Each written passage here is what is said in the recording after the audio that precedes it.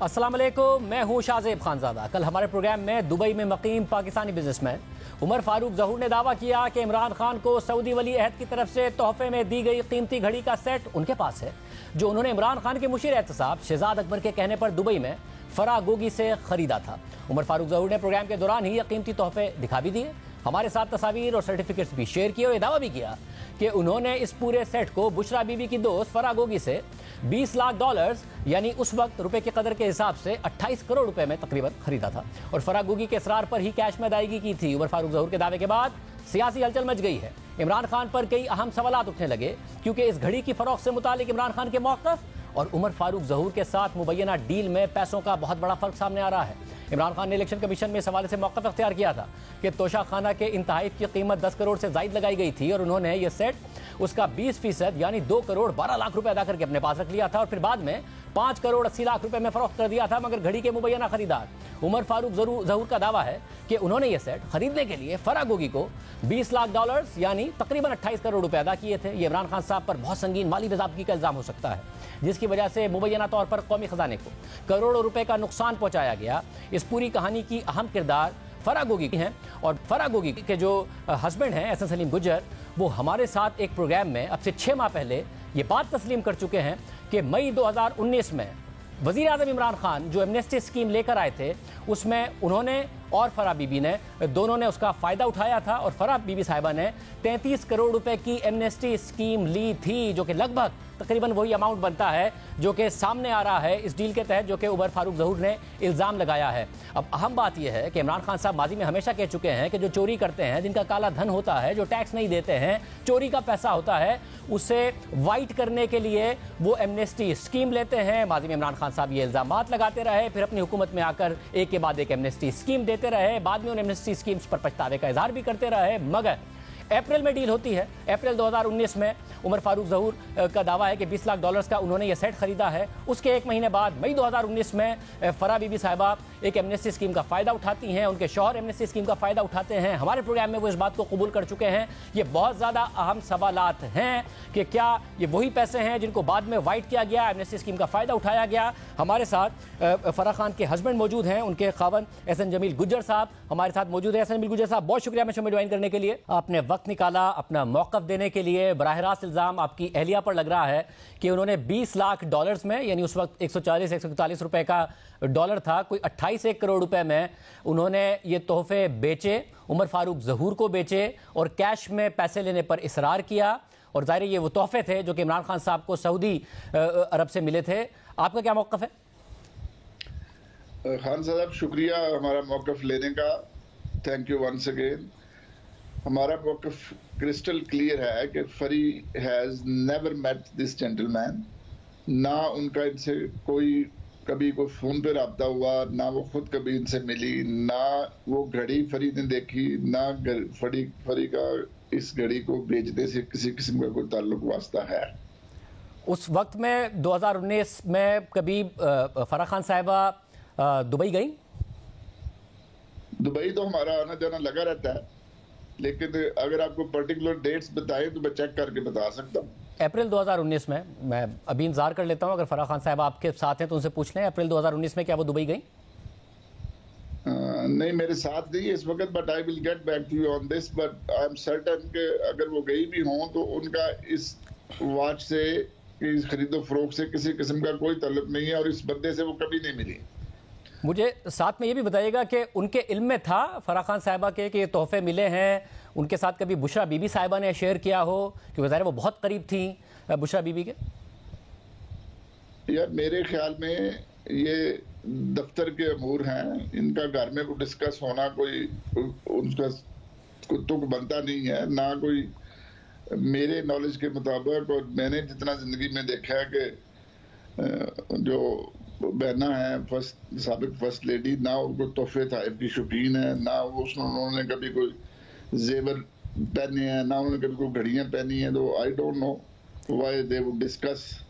गुजर साहब, ये ज़रा घरेलू मसला नहीं रहा है क्योंकि बुशरा बीबी साहिबा को खुद को भी तोहफे मिले, इमरान खान साहब को भी तोहफे मिले, वो तोहफे लेकर दफ्तर से घर ले आए और घर लाकर उन्होंने बेच दिए। तो इस सारी बातों का पता नहीं है फराह बीबी को? अगर देखें, हमने तो फरी में कभी भी इस घड़ी को घर में नहीं देखा, ना फर्स्ट लेडी के पास देखा, ना उसने खुद इसे कभी देखा, ना वो इसे लेके गई, ना उसने किसी से पैसे रिसीव किए, ना उसका घड़ियों की खरीदो फरोख्त करने के। इन केस अगर वो ये काम करती भी तो वो मुझे कहती कि ये ले पकड़े और इसका कुछ करके आए। वो आप अंदाजा लगाए ना कि $2 मिलियन फॉरेन कंट्री में लेके एक लड़की किस तरह जो है ना वो अपने आप को सेफ महसूस कर सकती है यार जस्ट। और वो अकेली ये सारा कुछ करती रही, कुछ 007 तो नहीं है ना वो सब। मगर इसमें मसला ये कि वो शहजाद अकबर साहब भी बीच में आते हैं। ज़ाहिर शहजाद अकबर साहब इस बात को डिनाई कर रहे हैं, हम चाहते हैं उनका मौक़िफ़ आए, आज भी हमने उनको दावत दी है, मगर शहजाद अकबर साहब भी बीच में आते हैं, वो कनेक्ट कराते हैं, फिर फराह बीबी जाती हैं और कैश में डील करने का इसरार करती हैं। ये उमर फारूक ज़हूर साहब का इल्ज़ाम। खानज़ादा साहब, for your kind information, Fari has also never met mister Shahzad Akbar. उनका कोई भी मेरे साथ भी कभी उनकी मुलाकात नहीं हुई, फरी के साथ भी कभी मुलाकात नहीं हुई, कोई उनकी टेलीफोनिक गुफ्तगू, कोई किसी किस्म का राब्ता उनके साथ कभी नहीं रहा हमारा। साहब ये बताइएगा कि ज़रा फराह बीबी बहुत ज़्यादा करीब बुशरा बीबी के, और इतना करीब कि इमरान खान साहब की आमतौर पर रिवायत नहीं है कि किसी को ज़ाती तौर पर वो इतना दिफा करें। फराह बीबी पर इल्ज़ाम लगता है, इमरान खान साहब खुद आ जाते हैं फ़ौरन दिफा करने के लिए। कल का भी इल्ज़ाम इमरान खान साहब पर नहीं लगा, फराह बीबी साहिबा पर लगा, मगर वो खुद आ गए दिफा करने के लिए। वो बुशरा बीबी के इतने करीब हैं कि एक ऑडियो लीक आई जिसमें वो अरसलान खालिद को कह रही थी कि गद्दारी से लिंक कर दो, फराह बीबी का खास तौर पर जिक्र कर रही थी। तो मगर फराह बीबी साहिबा को इस पूरे गिफ्ट का, इस मामले का कुछ भी नहीं पता है, उन्हें कुछ इल्म नहीं है, इतनी करीब होने के बावजूद। देखें, कुर्बत के कई मीनिंग्स होते हैं, ठीक है। जो कुछ को हम लोग हैं मर्द, हम समझते हैं कि कुर्बत वही है जहां लेन देन हो, लेकिन मैं आपको ये कैटेगरिकली कह रहा हूं कि हमारा फरी बीबी का किसी किस्म का कोई ताल्लुक नहीं है फर्स्ट लेडी के साथ कमर्शियल, ठीक है। ये बार बार हम कह चुके हैं। वो एक दूसरे के साथ हमारा बड़ा, इनका फरी का और उनका बड़ा जो है वो नेक रिश्ता है, उसमें लेन देन का कोई तसव्वुर नहीं हो सकता। तो ना इस तरह के काम फर्स्ट लेडी साहब का करती हैं, ना फरी करती है। बिल्कुल मैं आपको ये यकीन दहानी कराता हूँ कि इन दोनों का इस बात से कोई तल्लुक वास्ता नहीं है। ठीक है जैसा फिर अप्रैल 2019 का ये वाक़या है बकौल उमर फारूक ज़हूर साहब के, जिसको आप डिनाई कर रहे हैं, मगर मई 2019 में एक महीने बाद इमरान खान साहब की हुकूमत में एमनेस्टी स्कीम आती है और फराह साहिबा 33 करोड़ रुपए की एमनेस्टी स्कीम लेती हैं, उसका फ़ायदा उठाती हैं, जो कि इमरान खान साहब माजी में कहते थे कि सिर्फ चोर इसका फ़ायदा उठाते हैं। ये 33 करोड़ रुपए की एमनेस्टी स्कीम क्यों ली फराह साहिबा ने? खानज़ादा साहब, मैं आपके प्रोग्राम में भी और हमारी financial team Lahore press club में बैठकर इन बातों का जवाब दे चुकी है। ये रेपिटेशन है उन सवालों का जिनका जवाब हम दे चुके हैं कि हमने इमरान खान के प्राइम मिनिस्टर होने के दौर में कोई एमनेस्टी नहीं ली।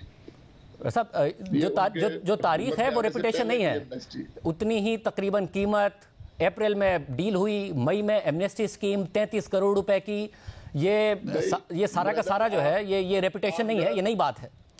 आपकी जो इन्वेस्टिगेशन है वो करेक्ट नहीं है। हमने इमरान खान के दौर में 33 करोड़ की कोई एमनेस्टी नहीं ली। हमने जब वजीर आजम थे मरी से जो अब्बासी साहब हैं, उनके दौर की एमनेस्टी हमने ली हुई है। ये बहुत पेपर्स निकले हर चीज। साहब, आपने पिछले प्रोग्राम में इस बात को तस्लीम किया था कि आप लोगों ने एमनेस्टी स्कीम ली है, मगर आपने वजह ये बताई थी, आपने इसी एमनेस्टी स्कीम को माना था और आपने वजह ये बताई थी कि आप मुल्क से बाहर रहा करते थे और बाहर रहने की वजह से और आपके इलाज की गर्ज से बाहर थे, इसलिए जब आप वापस आए तो आपने ये एमनेस्टी स्कीम ली है। ये रिपोर्टेड फैक्ट है कि आपने मई 2019 में एमनेस्टी स्कीम ली है। आप दोबारा इसको इन्वेस्टिगेट कर ले। हमने एमनेस्टी स्कीम शाहिद खान अब्बासी की वज़ारत उज़्मा के दौर की ली है। इमरान खान से हमने कोई फायदा नहीं उठाया। मैं वो वाला आपसे 6 माह पहले आप मान चुके हैं मेरे प्रोग्राम में कि आपने एमनेस्टी स्कीम ली थी और किस वजह से ली थी। मैं आज भी मान रहा हूँ। आप और एमनेस्टी स्कीम की बात कर रहे हैं, मैं और एमनेस्टी स्कीम की बात। इसमें एक मसला है क्योंकि आपने उस वक्त कहा था कि हम क्योंकि मुल्क से बाहर होते थे इलाज की वजह से, इसलिए वापस आए तो एमनेस्टी स्कीम लेनी पड़ी, जिसमें मैंने आपको करेक्ट किया था ये बात कह के कि फराह खान साहिबा ने जो 2018 में अपने असासे दिखाए थे, वो 23 करोड़ रुपए थे और रिटर्न फाइल किए थे, मगर अचानक उन्होंने 33 करोड़ रुपए की अगले साल एमनेस्टी स्कीम ले ली थी। मैंने आपको काउंटर किया था इस बात पे कि जो आप कह रहे थे कि बाहर थे हम, फिर हम अचानक वापस आए तो फिर हमें इसलिए एमनेस्टी स्कीम लेनी पड़ी। ऐसा नहीं था, एक साल के अंदर अंदर आपके असासे बढ़े और आपने उसका फायदा उठाया। खान ज़रा साहब, मैं फिर रिपीट कर रहा हूँ, ये चीजें ऑन डॉक्यूमेंट्स क्लियर है, आप इन्वेस्टिगेट कर ले। हमने शाह खान अब्बासी साहब के जमाने के टाइम की एमनेस्टी ली, हमने कोई एमनेस्टी किसी पैसे की नहीं ली जो इमरान खान के दौर में हमने, बल्कि आप इस चीज को खुद पेपर्स में जाके देख लें। वैसे मैं नाज़रीन को दिखा देता हूँ, मैं नाज़रीन को दिखा देता हूँ कि मैं नाज़रीन को दिखा देता हूँ कि आपने क्या कहा था। आपकी एहलिया ने 33 करोड़ रुपए की एमनेस्टी स्कीम ली है और आपने भी 2 करोड़ रुपए की एमनेस्टी स्कीम ली है 2019 में। भाई, आप ये जो भी नैब ने पूछना है या एफबीआर ने पूछना है वो हमसे पूछे मनी ट्रेल के, भाई ये पैसे आपके पास कहां से आए हैं। जो कि हमने बैंकों में जो ट्रांजैक्शंस की हैं, जो आपको कहने का मकसद है वो ये है कि बैंक आजकल 10 लाख रुपए अभी जमा नहीं करता जब तक उसके पास प्रूफ ना हो कि आप कहां से लेके आए हैं, according to State Bank rules. हमारी मनी ट्रेल ऑलरेडी भी एफबीआर के पास मौजूद है, मजीद भी हम हर जगह पे देने के लिए तैयार हैं। एमनेस्टी की भी हमने जस्टिफिकेशन ऑलरेडी एफबीआर को पेश की है। अगर सब डॉक्यूमेंटेड है तो आपको एमनेस्टी की जरूरत ना पड़ती। अगर आपकी जो इनकम है वो बियॉन्ड मींस नहीं है और आपके असास से जस्टिफाइड है तो आपने 33 करोड़ रुपए की आपकी एहलिया ने एमनेस्टी और 2 करोड़ रुपए की आपने एमनेस्टी क्यों ली? ये बड़ा अच्छा सवाल किया आपने। मैं ये बात टीवी पे एडमिट नहीं करना चाह रहा, कहना नहीं चाह रहा कि मैं 3-4 साल मुल्क से बाहर रहा हूं जिसमें मैं शदीद बीमारी का शिकार रहा और उस सिलसिले उन दिनों हम अपने टैक्सेस सही तरह जमा नहीं करा सके मेरी अदम मौजूदगी की वजह से मुल्क से।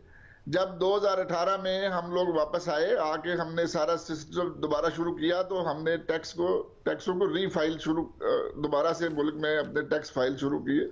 ये भी चढ़े हुए सूरज की तरह एक यहाँ हकीकत है कि because of illness for 3 to 4 years I was not in the country. अच्छा, मगर उन 3-4 साल में ठीक है आपने 2016, 17, 18 में अपने रिटर्न्स फाइल नहीं किए, मगर 2018 में तो आपने रिटर्न्स फाइल किए और वो तकरीबन थे 21 करोड़ रुपए के, आपकी एहलिया ने भी किए, वो थे 23 करोड़ रुपए के। फिर इमरान खान साहब की 18 में हुकूमत आती है और 2021 तक उनके एसेट्स मल्टीप्लाई हो जाते हैं, 4 से 97 करोड़ पर पहुंच जाते हैं और 2019 में वो इमरान खान साहब की ही एमनेस्टी स्कीम से फायदा उठाती है, जो कहते थे कि एमनेस्टी तो काला धन को सफेद करने के लिए करप्ट लोग लेते हैं। तो ये क्यों आपने किया 2019 में एग्जैक्टली? ये भी 200% जस्टिफाइएबल चीज है। हमारे जो फैमिली में तकसीम हुई उसमें से जो चीजें मेरे हिस्से में आई, जो चीजें हमने आपस में तकसीम की, वो चीजें जो कि हम फरी के अकाउंट में या फरी के मामलात में पहले वो डिक्लेयर नहीं थी, वो पैसा उसको मिला थ्रू बैंक मिला, उसके जरिए जो कुछ भी हुआ जो हम फाइल नहीं कर सके। गुजर साहब, इनहेरिटेंस के लिए एमनेस्टी लेने की जरूरत नहीं पड़ती है, इनहेरिटेंस आप डिक्लेयर कर सकते हैं। नहीं, देखें, अब आप एक ही सवाल लेके बैठ गए हैं कि एमनेस्टी क्यों ली। भाई एमनेस्टी हमने ली, वो लीगल थी लेना, हमने कोई लीगल काम नहीं किया। नैब हमसे पूछेगी, आप पूछ रहे हैं, आपको भी मैं फैक्ट्स कर दूंगा कि भाई वो हमने क्यों ली, किस वजह से ली।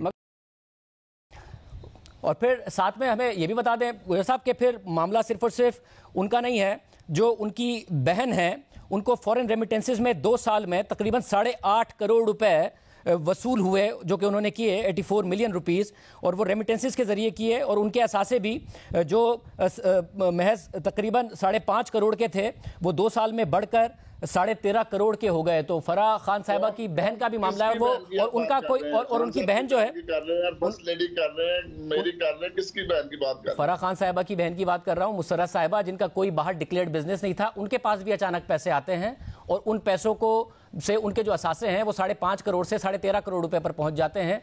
ये कैसे हुआ?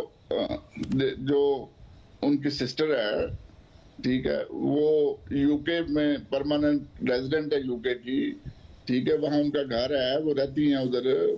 आई डोंट नो कि उनके जो बिजनेस अफेयर्स है वो मेरा या फरी का मामला नहीं है, ये उनका अपना मामला है। और मैं आपको ये यकीन दहानी कराता हूँ कि हमारा कोई लेना देना इस वार से नहीं है और ना हमने इमरान खान के दौर की कोई एमनेस्टी ली। हमने मतलब खान साहब तो बाकायदा दिफा करते हैं कि मेरे दौर में फराह खान साहिबा के असासे इसलिए इतने मल्टीप्लाई हो गए क्योंकि प्रॉपर्टी के कारोबार वालों के सबके मल्टीप्लाई हो गए थे और एमनेस्टी स्कीम भी बार बार लेके आते थे। ठीक है ना मेरे भाई, मैं आपको अकाउंटेंट्स की बात बता रहा हूँ। हमने प्रेस क्लब में बैठकर, लाहौर प्रेस क्लब में बैठकर ये सारे डॉक्यूमेंट जर्नलिस्ट को रिवील किए। वैसा आपने मुझे पिछले प्रोग्राम में कहा था कि आप डॉक्यूमेंट भेजेंगे इस हवाले से, वो आपने नहीं भेजे थे, आप दोबारा भेज दीजिएगा। मैंने आवाम को दिखा दिया कि आपने लास्ट टाइम क्या आपको डॉक्यूमेंट्स भेज दूंगा। ये डॉक्यूमेंट्स पब्लिक है, FBR के रॉकेट पे मौजूद हैं, फिर भी आपको ये भेज देंगे हम। ये भी कहा था आपके प्रोग्राम में। मगर एहसान सलीम गुज्जर साहब पिछले इंटरव्यू की बात से आप मुकर रहे हैं। आपने कहा था डॉक्यूमेंट भेजेंगे, आपने नहीं भेजे। आपने 6 माह पहले मेरे इंटरव्यू में कहा था कि आप 2 हफ्ते के अंदर अंदर पाकिस्तान वापस आएंगे, केसेस का सामना करेंगे। 6 महीने से पाकिस्तान आप आए नहीं है। अच्छा, आप खारजा साहब जो पाकिस्तान में हैं उनकी तो इज्जत महफूज रख नहीं सके। ठीक है, लोगों की पेंटें उतर रही हैं इस इंटीरियर मिनिस्टर के दौर में, लोगों को बिजलियां लग रही हैं, लोगों के साथ सेक्सुअल हरासमेंट हो रही है। तो मैं पागल हूं कि मैं इस इंटीरियर मिनिस्टर के होते हुए पाकिस्तान में आ जाऊं। अच्छा, इसमें मसला यह है कि जिन लोगों ने ये इल्जाम लगाया है उन लोगों ने इल्जाम एजेंसियों पर लगाया है और जिन बातों की वजह से लगाया है वो भी आपको पता है। तो आपने कौन से ऐसे बयानात दिए हैं, आपने ऐसे कौन से बयानात दिए? और पंजाब में तो इमरान खान साहब की हुकूमत है। पंजाब में तो इमरान खान साहब की हुकूमत है। जी, पंजाब में तो इमरान खान साहब की हुकूमत है और आप कौन सी ऐसी बातें कर रहे हैं जिसकी वजह से आपको एजेंसियों पे इल्जाम लगाना पड़ेगा? जिस एयरपोर्ट पे उतरना है वो पंजाब गवर्नमेंट की ज्यूरिसडिक्शन में तो नहीं आता ना। तो फिर इसका मतलब ये समझा जाए कि आप नहीं आएंगे पाकिस्तान वापस केसेस का सामना करने जब तक इमरान खान वजीर आजम नहीं बनेंगे। जी इंटीरियर मिनिस्टर साहब जब तक ये कुर्सी पे मौजूद है, जिन्होंने ओपनली आपके प्रोग्राम में जियो पे दुनिया के हर चैनल पे बैठ के ये धमकियां दी। मगर एहसान सलीम गुज्जर साहब आपने वादा किया था 6 माह पहले, जो वाकयात आप बता रहे हैं ये हैं पिछले 1.5 से 2 माह के। 6 माह पहले आपने वादा किया था, आप 2 हफ्ते में आ रहे हैं, आप नहीं आए। तो इसका मतलब है जब इमरान खान वजीर आजम होंगे, जब भी फराह खान साहिबा और एहसान सलीम गुज्जर साहब पाकिस्तान आएंगे और केसेस का सामना करेंगे, वरना नहीं करेंगे। साहब जब ये इंटीरियर मिनिस्टर उतरेगा हम पाकिस्तान आएंगे। के खिलाफ पंजाब में वापस परवेज इलाही साहब की हुकूमत आते ही एंटी करप्शन ने जो पहला काम किया वो फराह खान साहिबा के केसेस खत्म करने का किया। आपने देखा दोस्त मोहम्मद बाजारी को केस करके गिरफ्तार किया, दूसरों के खिलाफ केसेस बन रहे हैं, आपके केस सबसे पहले खत्म कराए इमरान खान साहब ने परवेज इलाही की हुकूमत से। मैं पंजाब गवर्नमेंट का नुमाइंदा नहीं हूँ, ना मैं इमरान खान साहब का नुमाइंदा हूँ, ना मैं तरीके इंसाफ का नुमाइंदा हूँ। अच्छा, मगर आप उनसे फायदा उठाने वाले तो है ना। उनके दौर में आपके असासे मल्टीप्लाई हुए, उनके वापस हुकूमत में आते ही आपके केसेस खत्म हो गए। गुज्जर साहब वो केस हाई कोर्ट में जाके खत्म हुआ है, आप रैकेट चेक कर लें। मगर एंटी करप्शन डिपार्टमेंट ने कहा ना कि उनके पास कोई इस हवाले से सबूत नहीं है, वो इसको आगे नहीं परसू करना चाहते, तभी खत्म हुआ है ना। बाकियों के बारे में तो नए नए केसेस खोल रहे हैं वो। तो भाई आप दोबारा इन्वेस्टिगेट करा लें, सबूत है ही नहीं है तो कहां से लाएं वो। तो आप खान साहब से कहते हैं ना कि ये मेरा केस खत्म ना कराएं, हम इसका आके सामना करेंगे। फिर स्टेटस ये है कि इमरान खान साहब हुकूमत में होंगे, आप फायदा उठाएंगे, आपके असासे मल्टीप्लाई होंगे, वो हुकूमत में नहीं होंगे, आप पाकिस्तान नहीं आएंगे, दोबारा हुकूमत में होंगे तो पाकिस्तान आएंगे। ये हमारा मुल्क है, हम हमारे असासे जो इमरान खान के दौर में कोई कंसिडरेबली नहीं बढ़े। ये कागज पे बात है, किसी किस्म का अपने इमरान खान से कोई फाइनेंशियल फायदा नहीं लिया। और साहब 23 करोड़ से मैं बता देता हूँ आपको, 23 करोड़ से 97 करोड़ हो गए और इमरान खान साहब ने टीवी पे आके दिफा किया कि फराह खान के असासे इसलिए बढ़ गए क्योंकि मेरे दौर में तो जो भी प्रॉपर्टी का काम करते थे सबके बढ़ गए। दुनिया में कोई एक मिसाल नहीं है कि मुल्क का सरबराह ये आके बता रहा हो कि जो प्रॉपर्टी का कारोबार करते थे, जो अशराफिया है, उन्होंने मेरे दौर में बड़ा फायदा उठाया है, और ये कह के वो फराह खान का दिफा कर रहा हो। ऐसा कहीं दुनिया में मिसाल नहीं है जो इमरान खान साहब ने किया उनके लिए।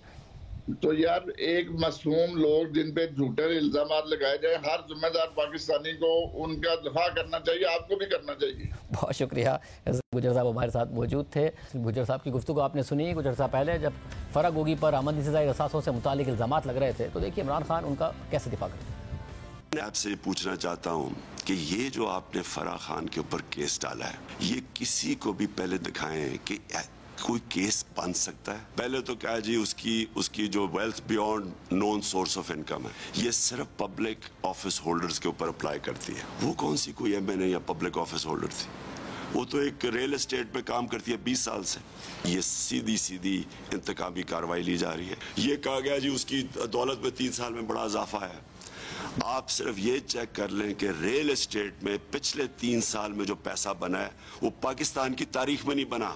रियल एस्टेट के अंदर जिस तरह का पैसा आया है, ये जरा जितने भी रियल एस्टेट के लोग हैं उनसे जरा पूछें तो सही कि उनकी दौलत में कितना इजाफा हुआ। तो ये कोई क्राइम तो नहीं है। फराह खान का इस तरह दिफा करने वाले इमरान खान ने आज हम पर कुछ इल्जाम लगाए, उनका जवाब देंगे ब्रेक के बाद।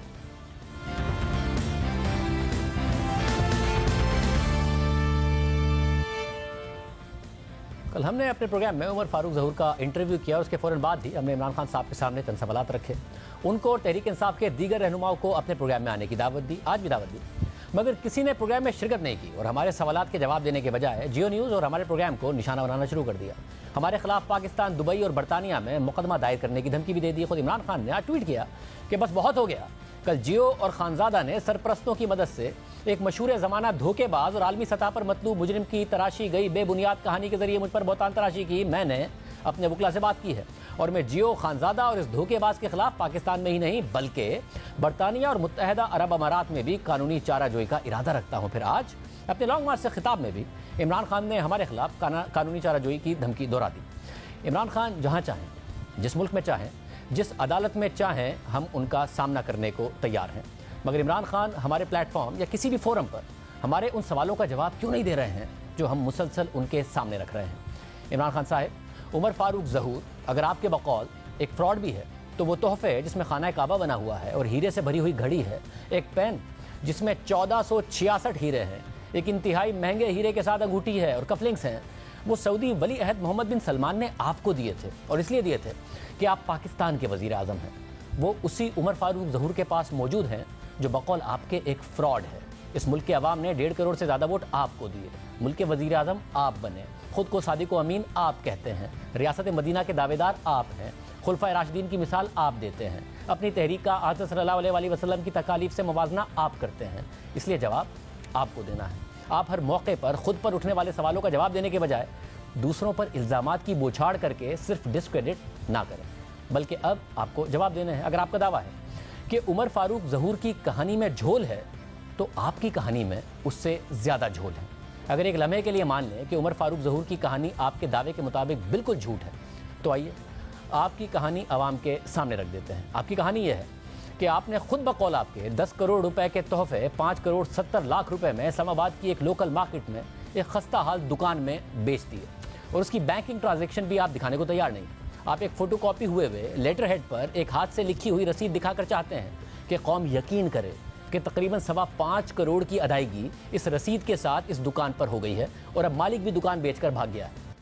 जिस वक्त हम मौजूद है इस्लामाबाद की जिना सुपर मार्केट के अंदर मौजूद गोल मार्केट में, और ये वो दुकान है आर्ट ऑफ टाइम जिससे ये रसीद निकली है, जो कि रसीद है इमरान खान साहब को जो तोहफा दिया गया था क्राउन प्रिंस मोहम्मद बिन सलमान की तरफ से, कीमती घड़ी का, कीमती पेन और कफलिंग्स का।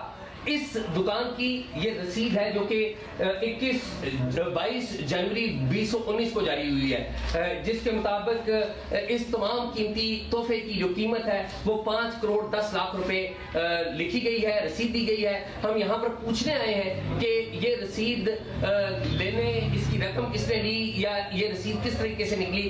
तो यहाँ पर दुकान के मालिक बख्तियार हैं जो कि बता रहे हैं कि ये दुकान उन्होंने 2020 में ली है। इससे पहले मसूद साहब मालिक होते थे जो कि ये अपना कारोबार घड़ियों का करते थे, वो बेच के चले गए हैं और अब ये दुकान इनके पास है और इस कारोबार को चला रहे हैं। उनका ये कहना है कि नए मालिक का ये कहना है कि वो इस रसीद के हवाले से कुछ नहीं जानते। कैमरामैन खलीक अहमद, कैमरा एजाज सैयद, जियो न्यूज़, इस्लामाबाद। दुकान देखिए, रसीद देखिए, और इसका मतलब है कि दुकानदार ने 2019 में इमरान खान साहब से घड़ियाँ ली और 2020 में दुकान भी बेचकर चला गया। मगर एयरवाई न्यूज़ के रिपोर्टर हसन अयूब ने बताया कि जाली रसीदें भी किस तरह बन जाती। ये जाली रसीदों से मुताल्लिक उस दुकानदार का मौक़िफ़ बता रहे थे जिसका खान साहब दावा कर रहे हैं। इससे पहले फवाद चौधरी कह चुके हैं कि घड़ी मुल्क से बाहर बेच दी तो क्या हो गया। वो रेफर कर रहे हैं कि घड़ी जो किसी ने बाहर के मुल्क में तोहफे में दी, वो प्राइम मिनिस्टर ने खरीद ली गवर्नमेंट से और बाहर जाके बेच दी। तो मतलब इसमें क्या, तो फिर क्या जुर्म हुआ, या मतलब इसमें क्या इरेगुलरिटी है, या वो मतलब अभी मुझे समझ नहीं आई कि उनका इल्जाम है क्या, मतलब किस बात के ऊपर जो है उनको एतराज क्या है। 8-9 करोड़ रुपए की घड़ी हो या 10 की हो या 5 की हो या 2 की है, अगर मेरी घड़ी और मैंने बेच दी है तो उस पर तो कोई एतराज बनता नहीं है। और आज तहरीक इंसाफ का दावा है कि पाकिस्तान में ये घड़ी बेची गई है। दुकानदार का मगर नाम नहीं बता रहे हैं बल्कि छुपा रहे हैं। मैं वाज़ेह तौर पे नेशनल टेलीविजन पे चैलेंज करता हूँ कि ग्राफ की कई दुकानें हैं दुबई में इस वक्त, हमें वहाँ से वैल्यूएशन, मीडिया भी आए, हम भी आते हैं, वहाँ बैठ के वैल्यूएशन कर लें। जिस डीलर को ये 5 करोड़ 70 लाख में ये बेचा गया, मेरी इत्तला के मुताबिक उस डीलर ने इसको सेट को आगे बेचा है, शायद इन्हीं हजरात को 6 करोड़ 10 लाख पे बेचा है। और वो डीलर भी जो था उसका नाम मैं अभी रिवील नहीं करूंगा क्योंकि वो अभी मुल्क से भागे हुए हैं, वो भी दुबई में है। क्योंकि जब हमारी हुकूमत गई तो FIA ने उस जो डीलर होता है उसको भी उठा लिया था, उसको अंदर भी किया हुआ था काफ़ी देर पे। उसके बाद जब उसको छोड़ा तो वो मुल्क डर के मारे मुल्क छोड़ के बाहर भागा हुआ है। इससे भी इंशाल्लाह आज राब्ता होगा और हकायक पता चल जाएंगे कि उन्होंने किसको बेचा, एग्जैक्टली कितने के बेचा। उस डीलर का नाम भी पता है, उनका नंबर भी पता है, उनको दुबई में उनका अता पता भी पता है। तो इंशाल्लाह ये भी हकायक सारे सामने आ जाएंगे तो ये झूठ भी आपको एक आपके सामने अनअर्थ हो जाएगा। तो सवाल यह है कि अगर हुकूमत ने उसे गिरफ्तार किया और टारगेट किया तो इसका मतलब है हुकूमत को तो उसका नाम पता है, फिर आवाम से क्यों छुपा रहे हैं?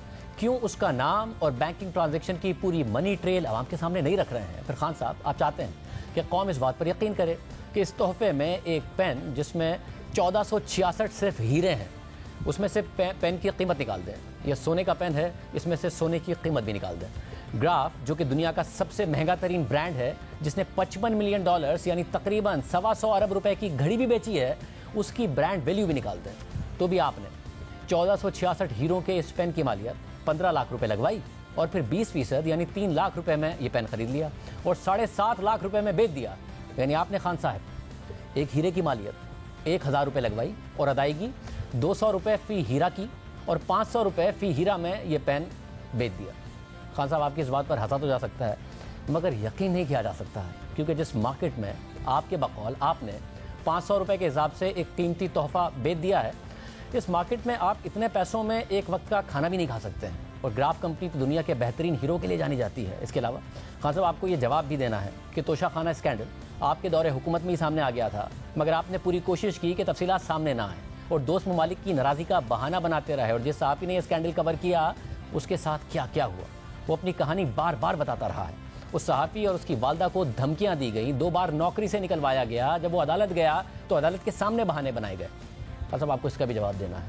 ये वो सवाल हैं जिनकी वजाहत खुद इमरान खान साहब ने करनी है या उनके साथियों ने करनी है। अवाम उनके जवाब के मुंतज़िर है। लेकिन आज पूरा दिन गुजर गया मगर तहरीक इंसाफ की तरफ से इन सवालों का जवाब नहीं आया। हालांकि आज फवाद चौधरी, जुल्फी बुखारी और शीरी मज़ारी ने इस मौजू पर बाकायदा प्रेस कॉन्फ्रेंस भी की, मगर अपनी पोजीशन वाज़े करने के बजाय फवाद चौधरी ने मौक़िफ़ अख्तियार किया कि इमरान खान के खिलाफ सिर्फ एक ही इल्ज़ाम मिला है और वो ये है कि उन्होंने कानून के मुताबिक घड़ी बेचकर मुनाफा कमाया।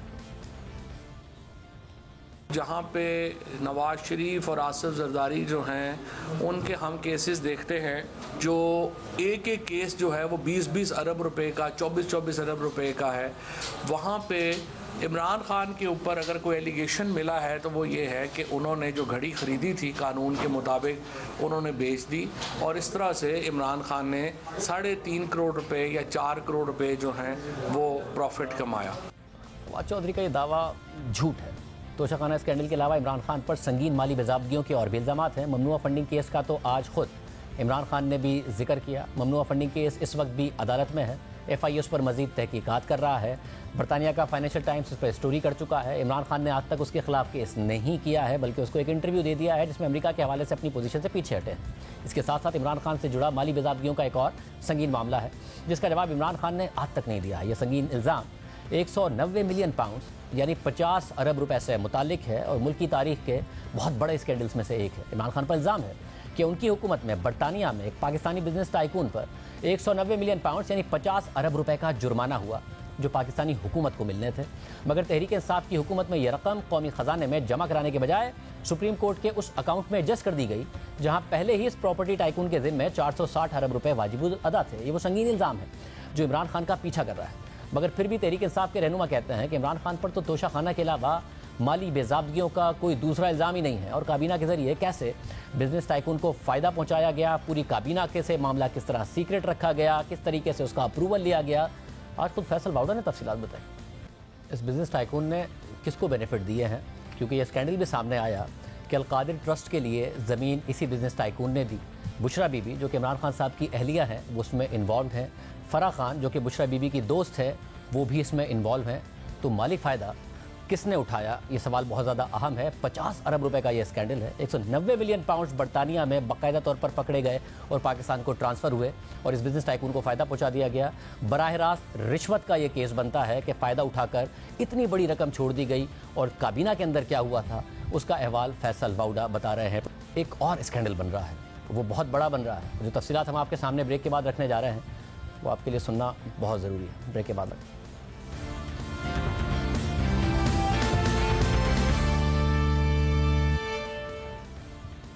सऊदी वली अहद मोहम्मद बिन सलमान की तरफ से इमरान खान को बतौर वज़ीर आज़म जो कीमती घड़ी दी गई थी, इस हवाले से दुबई की कारोबारी शख्सियत ने कल हमारे प्रोग्राम में बड़े दावे कर दिए और मौक़िफ़ इख्तियार किया कि उन्होंने ये घड़ी इमरान खान की अहलिया बुशरा बीबी की दोस्त फराह गोगी के ज़रिए $20 लाख में ख़रीदी और इस डील में शहजाद अकबर ने सहूलतकारी की। मगर आज खुद साबिक वफाकी वज़ीर इत्तलात फवाद चौधरी ने प्रेस कॉन्फ्रेंस करते हुए इन तमाम इल्ज़ामात की तरदीद कर दी और वाज़ेह किया कि उमर फारूक को ये तहाइफ नहीं बेचे गए और दावा किया कि उमर फारूक का माजी मशकूक है और उन पर संगीन इल्ज़ामात लगाए। मगर फवाद चौधरी की प्रेस कॉन्फ्रेंस के बाद उमर फारूक ज़हूर ने बड़ा दावा कर दिया है और हमें अपने मौक़िफ़ और कुछ पैगामात से मुताल्लिक मवाद भी फराहम किया है जो आप सब के लिए, हमारे नाजरीन के लिए जानना लाजमी है। उमर फारूक के मुताबिक, मैं फवाद चौधरी की प्रेस कॉन्फ्रेंस देखकर हैरान हो गया हूँ। मेरा फवाद चौधरी के साथ करीबी ताल्लुक़ रहा है। जब फवाद चौधरी वफाकी वज़ीर थे तो हमने साथ में कारोबार करने की कोशिश भी की है। फवाद चौधरी मुख्तलिफ मौक़े पर दुबई आते रहे हैं और एक दफ़ा ज़ाती दरख्वास्त पर मेरे अखराजात पर भी दुबई आए हैं और उनकी हुकूमत में मुझे टारगेट करने के लिए जो केसेस बनाए गए हैं उसमें भी फवाद चौधरी ने मेरी मदद करने की कोशिश की है, मगर वो कुछ नहीं कर सकते थे क्योंकि वो शहजाद अकबर से खौफज़दा थे। फवाद चौधरी जब वफाकी वज़ीर थे तो हम मुख्तलिफ कारोबारी सरगर्मियों से मुतालिक भी राब्ते में थे जिसमें वैक्सीन, ई स्पोर्ट्स और IT सेक्टर जैसी कारोबारी सरगर्मियाँ शामिल थी। फवाद चौधरी ने कई दफ़ा दुबई में हमारे दफ्तर का दौरा भी किया है। ये उमर फारूक का दावा था।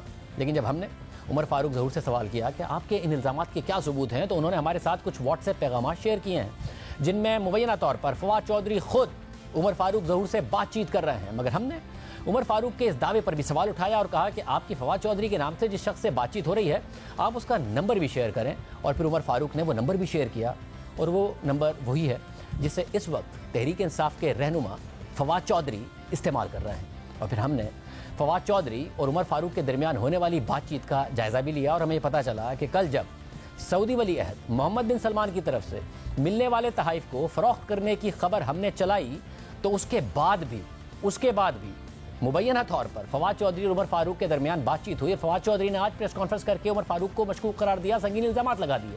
लेकिन कल होने वाली बातचीत में फवाद चौधरी ने उमर फारूक को अपना भाई करार दिया। इस हवाले से आपके सामने तफसीलात रखते हैं। उमर फारूक की तरफ से व्हाट्सएप पैगाम शेयर किए गए हैं। उनकी तफसीलात के मुताबिक कल मुत्तहिदा अरब अमारात के वक्त 7:29 पर फवाद चौधरी ने इमरान खान को मिलने वाले तहाइफ उमर फारूक को फ़रोख्त करने की खबर से मुताल्लिक़ खुद उमर फारूक को व्हाट्सएप पर मैसेज किया और फिर 7:33 पर पूछा कि की हो गया जी, यानी क्या हो गया है। और फिर लिखा कि शहजाद तक तो बात समझ आती है लेकिन इमरान खान क्यों। जिस पर मुबैना तौर पर उमर फारूक ने फौरी तौर पर जवाब देते हुए कहा कि भाई मैंने ही घड़ी खरीदी है और ये एक हकीकत है। जिस पर फवाद चौधरी ने 7:41 पर जवाब दिया कि लेकिन फरीक क्यों बनना है, 5 मिलियन की घड़ी कौन देता है। जिसके बाद उमर फारूक ने जवाब दिया कि भाई इस घड़ी की कीमत $1 करोड़ से भी ज़्यादा है, मेरे पास इसकी अप्रेजल है, ये ग्राफ का मास्टर पीस है और पूरी दुनिया में एक ही पीस है। और फिर फवाद चौधरी ने 8:54 पर जवाब दिया कि ऐसा लगता है कि जिस घड़ी से मुतालिक ये इल्ज़ाम लगाया जा रहा है कि वो इमरान खान की है वो घड़ी नहीं है और अगर आपको मुनासिब लगता है तो इसकी वजाहत कर दें और ख़ुद को इस्तेमाल होने ना दें। जिसके बाद फवाद चौधरी ने हाथ जोड़ने का इमोजी भी बनाया और लिखा कि आप मेरे भाई हैं, आप मेरे भाई हैं और मैं नहीं चाहता कि आप बगैर किसी वजह के किसी के मफाद के लिए इस्तेमाल हों। आप और मैं दोनों जानते हैं कि इमरान खान वो शख्स नहीं है जो पैसे की परवाह करता है। जिसके बाद 12:32 पर उमर फारूक ने फवाद चौधरी को जवाब दिया कि भाई इसमें कोई शक नहीं कि ये वही घड़ी है जो सऊदी वली अहद ने इमरान खान को तोहफे में दी है और ये काबा एडिशन का एक मुनफरिद पीस है। आप मुजरिमान की शनाख्त करने के बजाय और ख़ुद को इससे अलहदा करने के बजाय एक गलत बयानिए का दिफा कर रहे हैं। मेरा ना ही कोई सियासी एजेंडा है और ना ही मेरे कोई सियासी अज़ाइम हैं। यानी अगर ये बातचीत दुरुस्त है जैसा कि उमर फारूक दावा कर रहे हैं और वो फवाद चौधरी का नंबर भी दिखा रहे हैं, तो इसका मतलब है कि तहरीक इंसाफ के रहनुमा उमर फारूक से ना सिर्फ अब भी राब्ते में हैं बल्कि पहले भी राब्ते में थे, और इंटरव्यू के बाद भी जब फवाद चौधरी हम पर इल्ज़ामात लगा रहे थे, उमर फारूक के माजी पर इल्ज़ामात लगा रहे थे, आज प्रेस कॉन्फ्रेंस कर रहे थे, उसके साथ ही उमर फारूक से बातचीत भी कर रहे थे, उन्हें अपना भाई भी करार दे रहे थे और उनके आपस में इंतहाई खुशगवार ताल्लुकात है।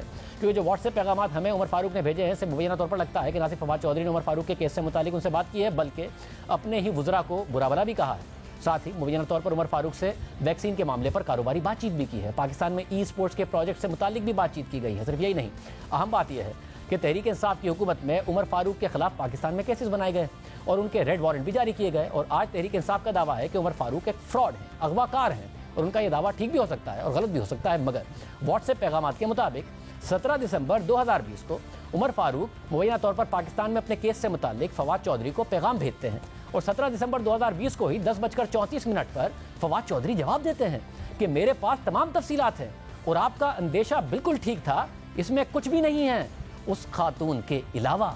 जिसके बाद उमर फारूक जवाब देते हैं कि हाँ भाई, ये सारी मन घड़त कहानियां हैं जो आपके साथी ने बनाई हैं। यानी उमर फारूक यहाँ फवाद चौधरी को ये बता रहे हैं कि उनके केस में कुछ भी नहीं है और ये सारा किया धरा शहजाद अकबर का है और फवाद चौधरी उस पर कुछ नहीं बोलते।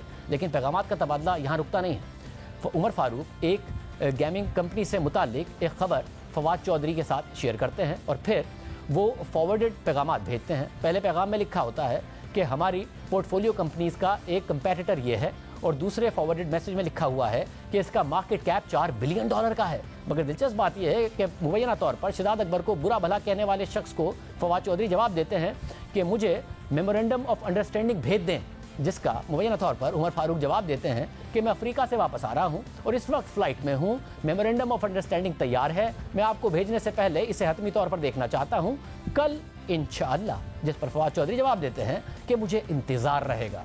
यहाँ अगर उमर फारूक का ये दावा दुरुस्त है तो सवाल उठता है कि जिस शख्स को आज तहरीक इंसाफ फ्रॉड करार दे रही है और जिस शख्स के खिलाफ खुद तहरीक इंसाफ ने मनी लॉन्ड्रिंग के केसेस बनाए, उस शख्स से उसी हुकूमत की काबीना के अहम रुकन और वफाकी वजीर कारोबारी लेन देन में क्यों मसरूफ़ थे। सिर्फ यही नहीं, एक और दिलचस्प पहलू भी है। कल जब हमारे प्लेटफॉर्म से यह सऊदी वली अहद मोहम्मद बिन सलमान की खबर सामने आई, शहजाद अकबर ने उमर फारूक को फ्रॉड करार दिया और उनसे मुतालिक मुख्तलिफ ममालिक की मीडिया की खबरें भी शेयर की। लेकिन हमारा कभी यह दावा नहीं था कि उमर फारूक फ्रॉड हैं या सादिक और अमीन हैं। हमारी खबर इमरान खान की तरफ से कीमती घड़ी की फरोख्त की थी और सवाल यह था कि यह घड़ी उमर फारूक के पास कैसे चली गई। लेकिन तहरीक इंसाफ के रहनुमा ट्वीट करते रहे और दावे करते रहे कि उमर फारूक तो एक फ्रॉड हैं। खुद शहजाद अकबर ने नॉर्वे अखबार की खबर जो रूसी वैक्सीन स्पुतनिक फरोख्त करने के स्केड्यूल से मुतालिक थी शेयर की, जिसमें उमर फारूक का नाम भी शामिल है। और ये रिपोर्ट 3 जुलाई 2021 की है। यानी 3 जुलाई 2021 को उमर फारूक का नाम वैक्सीन फरोख्त करने के एक स्कैंडल में सामने आ गया था। और जो व्हाट्सएप पैगाम हम तक वसूल हुए हैं उनके मुताबिक 26 जून 2022 तक भी फवाद चौधरी और उमर फारूक के दरमियान मुबैना तौर पर राब्ता था। और 26 जून 2022 को उमर फारूक ने डेली पाकिस्तान की खबर फवाद चौधरी को भेजी और खबर की सुर्खी थी कि शहजाद अकबर ने सोफिया मिर्जा के केस में दुबई के बिजनेस टाइकून के खिलाफ FIA का इस्तेमाल किया, जिसका जवाब देते हुए फवाद चौधरी ने कहा कि ये खौफनाक है। यानी एक तरफ तो फवाद चौधरी आज कह रहे हैं कि शहजाद अकबर उनके खिलाफ केसेस बना रहे थे और तासुर दे रहे थे कि इसीलिए उमर फारूक उनके खिलाफ हो गए हैं, तो दूसरी तरफ मुबैना तौर पर वो उमर फारूक से इस मामले पर अफसोस का इजहार भी कर रहे हैं। ये अपने आप में इस पूरी कहानी का एक दिलचस्प पहलू है। और सिर्फ यही नहीं, आज तहरीक इंसाफ उमर फारूक के 2021 के स्कैंडल का जिक्र करके दावा कर रही है कि वो फ्रॉड है, जबकि वो जिस रिपोर्ट का हवाला दे रहे हैं वो रिपोर्ट भी अपनी जगह मौजूद है, इसमें कोई दो राय नहीं है। लेकिन वैक्सीन स्कैंडल की रिपोर्ट जून 2021 में आई थी और उमर फारूक का दावा है कि जनवरी 2021 में वो खुद वैक्सीन की फरोख्त से मुतालिक फवाद चौधरी के साथ राब्ते में थे। और इस हवाले से जो पैगाम उन्होंने हमसे शेयर किए हैं उसके मुताबिक जनवरी 2021 को फवाद चौधरी ने उमर फारूक को स्पुतनिक वैक्सीन से मुतालिक एक फॉरवर्डेड मैसेज भेजा, जिसके बाद उमर फारूक ने जवाब दिया कि आप बात करने के लिए फ्री हैं, जिसमें फवाद चौधरी ने जवाब दिया कि करें। फिर मुहैया तौर पर फवाद चौधरी की जानिब से उमर फारूक को कॉल की गई और फिर फवाद चौधरी ने उन्हें लिखा कि एक इजलास आज बुलाया जाएगा, बहरहाल 50,000 ऑर्डर जारी किए जाएंगे।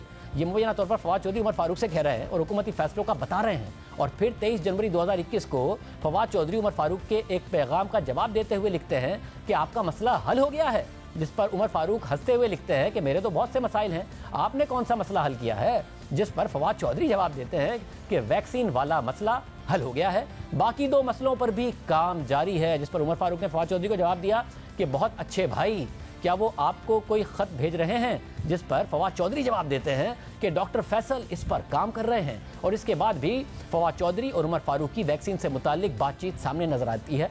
और फिर फरवरी के महीने में फवाद चौधरी उमर फारूक को लिखते हैं कि आपके लिए एक अच्छी खबर है, सब हो गया है, हुकूमत स्पुतनिक वैक्सीन खरीद रही है। जिसका उमर फारूक जवाब देते हुए कहते हैं कि ज़बरदस्त। यानी वैक्सीन की खरीदो फरोख्त से मुताल्लिक उमर फारूक मुबैना तौर पर फवाद चौधरी के साथ राब्ते में थे और हुकूमती फैसलों से मुताल्लिक उन्हें आगाह कर रहे थे।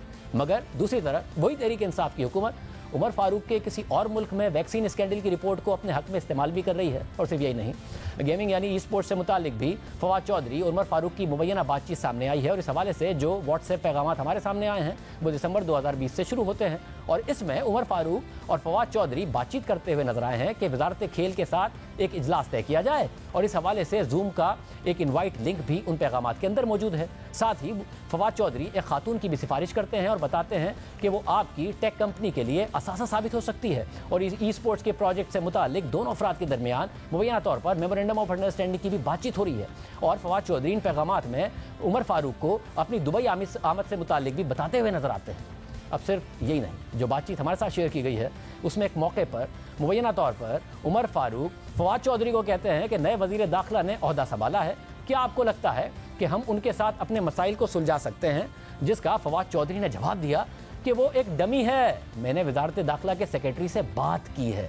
अब दिलचस्प बात यह है कि जो नए वजीर दाखिला इमरान खान की हुकूमत में आए थे वो शेख रशीद अहमद थे, जिन्हें फवाद चौधरी डमी कह रहे थे और कह रहे थे कि उन्होंने बात की है। सिर्फ यही नहीं, जो पैगाम हमारे साथ शेयर किए गए उसमें रवा साल यानी जनवरी 2022 के पैगाम भी हैं, जिनके मुताबिक मुबैना तौर पर फवाद चौधरी उमर फारूक को पैगाम भेजते हैं कि मैं दुबई में हूँ, अगर आपके पास वक्त है तो मिल लेते हैं। जिसका उमर फारूक मस्बत में जवाब देते हैं। और फिर फवाद चौधरी लिखते हैं कि अगर आप जल्दी नहीं सोते तो हम रात 11:15 पर मिलते हैं। जिसका उमर फारूक जवाब देते हैं कि मैं उस वक्त तक सो रहा हूँगा, मैं रोज़ाना 6 बजे उठता हूँ। जिसमें फवाद चौधरी लिखते हैं कि ठीक है फिर कल सुबह 10 बजे।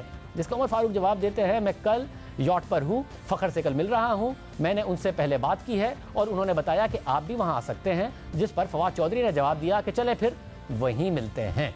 ये सारी की सारी गुफ्तगू है और हमने फवाद चौधरी को इस हवाले से रब्ता भी किया और उन्होंने बताया कि क्या उमर फारूक ज़रूर ने हमारे साथ दावे किए हैं।